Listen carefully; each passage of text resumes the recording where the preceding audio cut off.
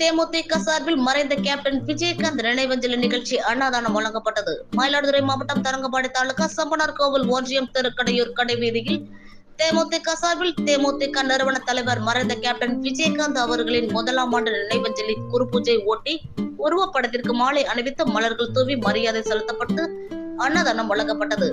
தேமுதிக தெற்கு ஒன்றிய துணை செயலாளர் KR பாபு தலைமை ஏற்பாட்டில் மாவட்ட கேப்டன் மன்ற பொறுப்பாளர் ராமச்சந்திரன் முன்னிலையில் நிகழ்ச்சி நடைபெற்றது. இதில் மாவட்ட ஊராட்சி குழு உறுப்பினர் துளசி ரேகா ரமேஷ் கலந்து கொண்டு உருவப்படத்திற்கு மாலை அணிவித்து மரியாதை செலுத்தினார்.